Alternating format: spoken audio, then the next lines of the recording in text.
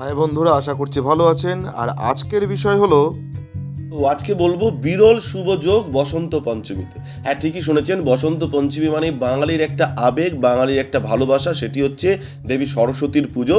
আর এই দেবী সরস্বতীকে নিবেদন করুন এই 5 জিনিস, বছরভর সুখ সম্পদ বাড়বে ঘরে, পাবেন বিরাট সাফল্য। আজকে সেই ব্যাপারেই বলবো, আসুন জেনে নিন। বসন্ত পঞ্চমীর দিন দেবী সরস্বতীকে এই 5টি জিনিস নিবেদন করলে জ্ঞানের অভাব হবে না কোনো দিন, বছরভর সুখ সম্পদ বাড়বে ঘরে, পাবেন বিরাট সাফল্য। আর মাত্র কয়েকটা দিন, ইতিমধ্যে শুরু হয়ে গিয়েছে কাউন্টডাউন। বিদ্যার দেবী মা সরস্বতীর পুজো জন্য সকলেরই মুখিয়ে থাকেন সারা বছর।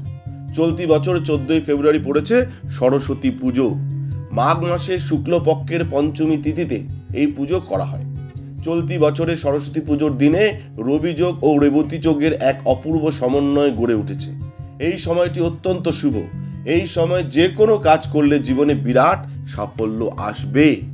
জ্যোতিষ মতে পুজোর দিন দেবদেবীর ইচ্ছানুযায়ী নিবেদন করা হয়, নিবেদন করা হয়, সেগুলো দেবদেবীরা খুব খুশি হন এবং ভক্তের মনস্কামনা পূর্ণ করেন। এতে ঘরে সুখ সমৃদ্ধি বাড়ে। বসন্ত পঞ্চমীর দিন দেবী সরস্বতীকে এই 5টি জিনিস যদি নিবেদন করেন, তাহলে জ্ঞানের অভাব হবে না কোনো দিন। আমরা জানি যে দেবী সরস্বতী জ্ঞানের দেবতা, জ্ঞানের দেবী। বসন্ত পঞ্চমীর দিনটি কোনো শুভ কাজ করার জন্য শ্রেষ্ঠ দিন বলে মনে করা হয়ে থাকে। এদিন ভক্তকে অবশ্যই জাফরান ক্ষীর নিবেদন করতে হবে মা সরস্বতীকে। মনে রাখবেন, ভক্তকে অবশ্যই জাফরান ক্ষীর নিবেদন করতে হবে মা সরস্বতীকে। ক্ষীর তৈরিতে হলুদ চাল ও জাফরান ব্যবহার করতে হবে। এই ক্ষীর পরিবারের সকলে দেবীকে নিবেদন করার পর পরিবারের সকলে প্রসাদ হিসেবে গ্রহণ করলে এবং মানুষের মধ্যে যদি বিতরণ করেন, তাহলে মা সরস্বতী খুবই খুশি হন। সরস্বতী পুজোর দিন ছোলার ডালের পুডিং বানিয়ে দেবী সরস্বতীকে নিবেদন করলে মা খুবই খুশি হন। এছাড়াও বেসন আটার লাড্ডু অর্পণ করা শুভ, অর্থাৎ দেবীকে বেসন এবং আটার লাড্ডু অর্পণ করতে পারেন। বেসনের লাড্ডু নিবেদন করলে মা সরস্বতী সহ ভগবান বিষ্ণুর আশীর্বাদ পাওয়া যায়।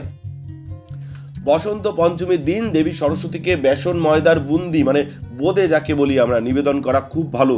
সমস্ত নৈবেদ্যগুলির মধ্যে যদি বোঁদের নৈবেদ্য মা সরস্বতীর সবচেয়ে প্রিয়। সুতরাং মা সরস্বতী পুজোর দিন এই 5টি জিনিস নিবেদন করলে জীবনে বিরাট প্রাপ্তি ঘটবে এবং মা সরস্বতী আপনার উপর কৃপা দৃষ্টি রাখবেন এবং বছরভর সুখ সম্পদ বাড়বে জ্ঞান, বাড়বে বিদ্যা, বাড়বে বুদ্ধি এবং মা সরস্বতীর আশীর্বাদ পাবেন বিরাট সাফল্য। ধন্যবাদ, ভালো থাকবেন। যারা আমাদের ভিডিওটি দেখছেন, আপনাদের ব্যক্তিগত কোনো সমস্যায় আপনারা আমাদের স্ক্রিনে দেওয়া নাম্বারে যোগাযোগ করতে পারেন। আমরা চেষ্টা করব আপনাদের পাশে থেকে আপনাদের সমস্যার সমাধান করবার। যারা ভিডিওটি দেখছেন অবশ্যই লিখবেন জয় মা সরস্বতী এবং অবশ্যই লিখবেন হর হর মহাদেব, জয় শিব শম্ভু, ওম নমঃ শিবায়।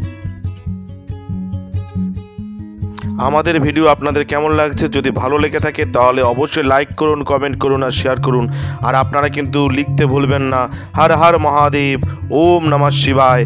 সকলে ভালো থাকুন, জয় শিব শম্ভু, হর হর মহাদেব, ওম নমঃ শিবায়।